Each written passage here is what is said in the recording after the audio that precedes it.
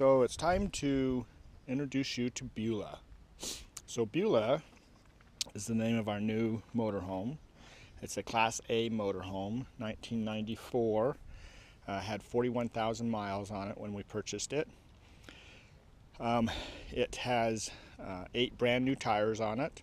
It was kept in fairly decent shape as far as running conditions. There's things inside that we had to replace, and we'll go inside and kind of show that in a minute. But right now I just wanted to show you around the outside of the unit and how big the compartments are, kind of why we actually chose this particular unit.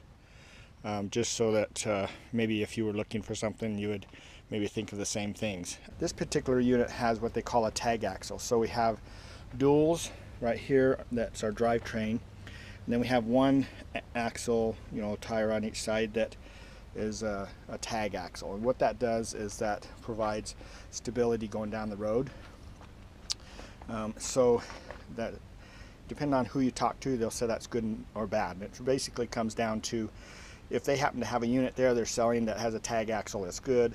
If they don't, then it's bad. That's kind of what I found out. I wanted to have jacks, so it has hydraulic jacks that drop down. You can adjust those. If they're auto leveling, that's even a plus. These are not necessarily, at least I haven't figured out how that part works yet. A bunch of lights come on and I just don't know how to read them yet. But it does have jacks. And this particular one is fuel injected, so we get about 8 to 9 miles to the gallon is kind of where our average is at. So, and you think that's not very good, but when you actually are actually driving and out doing things, you only drive a couple hours a day, so it's not like, or maybe even an hour, you're just driving from one destination to the next. So a tank of gas, the tank on this is 75 gallons. It lasts quite a long time, and yeah, it does cost a little bit to fill it up, but when you are just traveling around, that's just part of your living expense. So currently we are in an apartment that costs us about $1,500 a month, and as soon as we're done with that, then we'll be able to use that $1,500 towards gas. So we figured that it would probably only cost us maybe $300 or $400 at that point, just traveling around and seeing the country. So we have our home on wheels, and it's a nice coach. So I'm going to show you now some of the things that why we chose to go with this particular unit. This is a Holiday Rambler. It was actually its deluxe model back in the day, so that's pretty cool. So let's go and look at the compartments, and you'll kind of see why we chose it compared to some that you might see that have really small compartments. Alright, so we are on the driver's side of the coach. You can see how big these compartments are. The nice thing is these doors are aluminum. The whole outside of the coach is aluminum. And you can see this particular compartment has our water tank in it. It's a 65-gallon water tank, goes all the way over to the other side of the coach also, to be able to fill that up. The actual fill up is out here on just above the door. This compartment has all our recreational things in it. Our skates, our canyoneering stuff, backpacks, things like that we can go have fun with. So that's what we kind of put in there. This next compartment is where our electrical things are. So we've got part of it is covered with the inverter and the charger, and this will probably be, right now we just got a couple bins in here that these little things are nice because they actually break down from Costco, so they fold up. You can see one folded in the corner there. So we're just storing a few odds and ends here, but eventually I think what we'll be storing in here is a lot of our canned food and things like that. So right now we have our inverter and our charger. 3,000 watt inverter runs off of our 6 batteries that are over here. We've got 6 Trojan batteries that are 200 and I think, let's see, what were they? 200 and something amp hours. I think they're 240 amp hours each. And with lead acid, they're lead acid, so they're a little heavy. and you can only go down to 50%, so that's why we've got so many. So they're 6-volt batteries, all put together in series and parallel. And then we have our little electrical shunt up here that hooks off the negative side of the battery, and that's what measures the voltage. Comes down to this little controller. I haven't mounted this inside yet, but it's a Victon energy thing, so it tells us what the batteries are at. Right now we're at 12.76 volts. And then it also tells us, gives us a graph. It's actually linked to my cell phone, so I just look at that through Bluetooth and I can see everything going on with the battery. So anyway, that's this compartment. And then so over here is our water compartment or storage disposal. It's got our electrical, so our waste tank is here and our sewer tank. So there's two types of waste. There's gray water, which is like your shower and sink water, and then there's black water, which is the sewer from the toilet. So we have those two tanks here. They're both 35-gallon tanks, and the drain is right there, and we've got our connection there. We can, and the little switches we can. So typically what we do is we drain our black water first. Once that's all cleaned out, then we would close that off and open our gray water to wash out the hose and everything like that. So it's also got a nice little connection here. If you'll notice on this connector, we've got a hose place there. We can plug a hose in to shoot water back in to clean out the black water.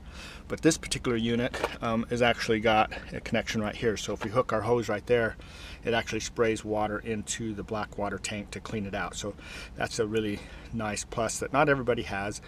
This one up here is our fresh water, and so it pressurizes the system. It's got a little pressure cap inside, so and same on the tank, so you don't fill the tank this way. It's just water that you can use off the pedestal when you're at a campground. And then in the back, I've done a little bit of modification here. I've put in an electrical transfer switch, which is the big black box, so it automatically switches between the inverter and the generator and shore power. Some units you buy will have an automatic switch in that goes from your landline or your shore power to the generator. On this particular one, this box right here is the generator, and this is my main line. So if I want to plug into shore power, I plug that in, I pull that out and I plug it into the pedestal. If I want, when I'm done and I put it back in, then I plug it in here so that, you know, it can be run off the generator. And so that box goes into the black box. The black box has a connection coming from the inverter, and it switches between the two. So the generator and shore power take primary, so if those are on, then this transfer switch will flip to those first. If they're not there, then it defaults to the inline. I mean to the inline inverter. So inverters there. Up here at the top, I've put a box in here with a breaker on it, 20 amp breaker that actually comes off of here, so that when I'm on generator or I'm on shore power, it powers that particular box, which has a line run down to my converter. So that's what charges the battery. So when I'm on inverter, the inverter's not trying to charge the batteries at the same time. So it kind of just splits those apart. Okay. I also have in this area, I also have an outside shower and a light switch here that controls all the lights in the boxes out here, so I can look at things. So pretty nice setup. The next box over, this particular compartment is my utility. So I have all my utility stuff in the back here, and this one goes all the way through, so you can see through to the other side. And pretty much have my garage in here. So everything I used to have in my garage is pretty much now in this compartment and the one on the other side, and I'll show you that in a minute. But here I've got my air compressor hoses, and then in the back there behind the compressor I've got my jacks and things for repairs and stuff. So we'll go around to the other side and we'll look at that side. All right, so here is the other side of that, and we're looking through here. We can see the other side out that side. So again, I'm using those little breakdown Costco boxes. They work really good. I've got things stacked in them, and I can pull those out fairly easy by just moving the stuff that's right in front of them, and I can just pull the box right out of the way. I've got my big giant ladder in there that extends out to about 10 feet, so that's really handy for getting up and doing any kind of work on the roof if I want to, or on the sides. But basically this is my storage compartment for all the utility type stuff. So, and then right next to it is our generator. So this is a gas generator. Okay, it runs off the gas tank, which is really nice. I was talking to another person that they got their generator was burned out. They burned out the starter motor. It ran off their propane, and normally when you're driving you shut the propane tank off, okay, because it's pressurized. But this generator here, because it runs off of gas, off your regular gas tank, then it can be running when you're driving down the road. It doesn't matter, which is really nice and handy, because then you can run your air conditioners inside and things like that during the summer when it's hot and you're driving. It uses about a gallon of gas to a gallon and a half of gas for every hour of running. Pretty nice generator. One thing you should know about generators is that they're based on hours of use. Okay, this one had just a little over 300 hours, 330 hours of use on it when we bought it. Hardly used, okay, for being so old. And that causes a problem too, because generators want to be used. Okay, so what the manual says is that they need to be started up every month and run for at least 2 hours every month. A lot of people don't do that, so when you're going out and you're buying a used motorhome, make sure the generator runs, because this one would not run. And the only fix on it is that carburetor right here is the carburetor. That unit is 500 bucks.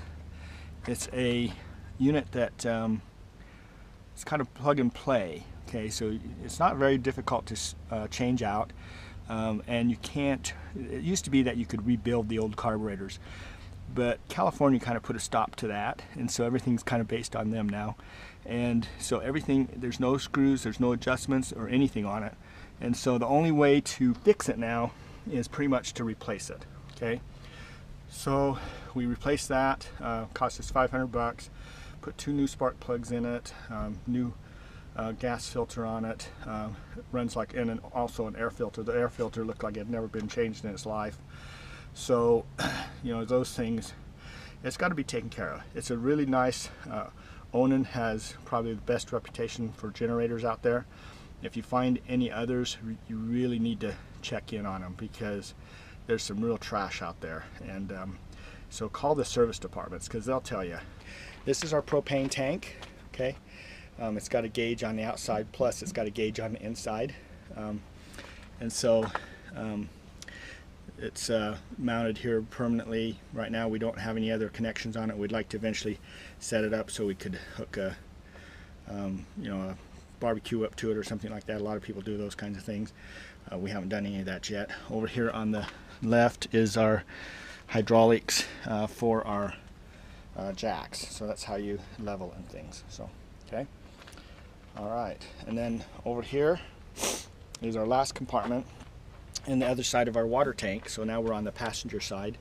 The other side of our water tank coming through does take up a little bit of room of our compartments, but this is kind of our quick setup side. Okay, so it's got a rug we can set in front of the door. It's got our chairs we can pull out. It's got our little fireplace. We got a little propane fireplace, and propane tank is right now.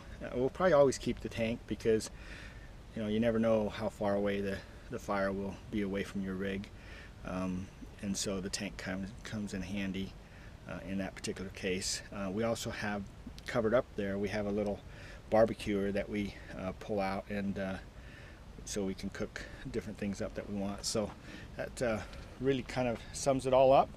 The compartments in this unit are, you know, really big. Well, before we go inside, I wanted to just point out this little mess. You know, duct tape is great, but sometimes, I mean, duct tape should just be a temporary fix.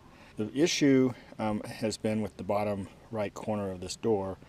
It's coming apart, and so they just duct taped it to try to hold the door together.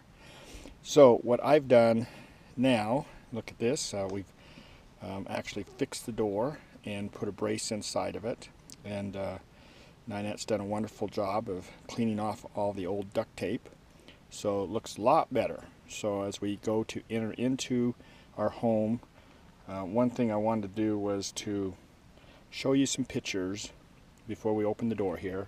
So Beulah, when we first seen her, the ceilings needed to be repaired. It had a red couch that folded out into a bed. Ninette really doesn't like red, so we had to change that, so we'll show you what we've done there. And we really loved the kitchen layout where the table was to one side.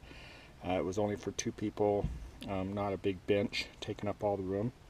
So we'll go into that a little bit, but you'll notice that even in the bedroom the ceilings are sagging a little bit, and so we'll show you what we've done to fix that.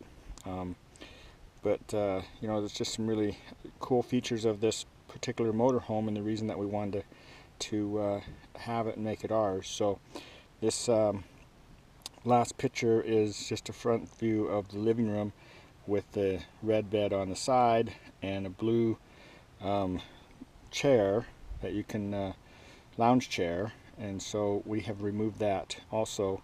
So let's go ahead and walk through and we'll show you actually what we've done now. So we're going to introduce you to the new Beulah. So as you walk in, you'll notice that we've removed the carpets and replaced them with blue carpet. Okay, we've replaced the red couch set with a couple recliners. Okay, they're electric, so they fold out really nicely. Also, if we just pan around the room here, you'll notice that Ninette's changed all the window coverings to be blue to match the carpet. Up front where the TV was is our printer now. It just slides in and out of the little storage box area. And if we keep going around here, you'll notice we have a table here that we can put our iMac on, and then we also mounted the TV right underneath this shelving right in front of the chairs, so that so that we can sit in the chairs and have a really good view of the TV. We've also replaced the lounge chair that was here, the big blue lounge chair. We've replaced that with a little electric fireplace. So that's pretty cool. So I'm just going to show you a couple things. We've got up here is all of our electronics. So this is our Wi-Fi routers, cable routers, our cable modems, our hard drives, our UPS is all up here. So when we're stopped and parked, we open this up so that it has good ventilation. Otherwise, when we are on the road, then we close that so nothing falls out. Okay. So as we kind of move around the room here, you'll notice, oh, the other thing was, you'll notice also that the ceiling has been fixed. Okay, really pretty simple job, but some people just make things very difficult. So this was a really nice deluxe motorhome in its day. They used vinyl ceilings, which maybe wasn't the best idea, because if you get a leak, then that's why they started falling down. So there was some leaks and it started kind of falling apart, so we repaired that part of it. So as I pan around the room here, you'll notice, and I start looking back down this other way, so this is the kitchen area. The table is for 2 people. Because it's not a bench, then it gives us a lot more room in the kitchen. We've got our refrigerator and freezer. This unit, when you get older units, one thing that's really an advantage to those is that they have lots of storage. So these are solid wood doors. Okay, they and there's a lot of storage in these different compartments. We have an ice maker down here on the bottom, along with our refrigerator right above that. We have our gas stove, and then above that is our microwave. It's convection, so we can actually, that's our convection oven there. We don't have an actual gas oven. So the countertops are Corian, so they're very nice and solid and durable. Pretty good. And as we move our way down, start going down the hallway, this particular unit, the hallway is on the side, which we really liked. because it kind of opened things up. So it puts the bathroom all together. So the first thing is our bathroom. We can get to it from the bedroom or from the kitchen. Again, Corian tops there. Porcelain toilet, not just plastic. Really nice shower doors. Okay, so really nicely done there. And then as we enter into the bedroom, you'll notice on the back wall there we have the closet, but we also have tons of extra storage. Okay, and so very nice bedroom, and it makes it work very nice for getting in and out and around. So the bed does lift up, so there's a lot of storage under the bed also. And then you'll notice that we have mood lighting. We also have mood lighting in the living room area too, so that you know, we can turn that on in the evenings, and it doesn't take a lot of power. All the lights have been swapped out to be LED, so our power usage is pretty minimal. And where we need to, we have that 3,000 watt inverter that will run the microwave. It even runs the fireplace for a while, and so it actually keeps up with everything pretty good. If we are actually running the fireplace for an hour or so, then we have to charge the batteries up the next day. Otherwise, we could actually get by for a couple days without charging the batteries. So Ninette put this up here. This is open your heart to new adventures, and so that's what we're doing in our life. This opens a new chapter, and that's why we wanted to set up this channel for everyone to kind of see what we're doing, and maybe it'll inspire you to do the same kinds of things. The thing is when you're going through life, nothing's permanent. There should always be change, should always be growing. And our final thing that we'll leave with when we leave Beulah here is dream it, wish it, and do it. So that's kind of what we're doing, and we're pretty excited about that.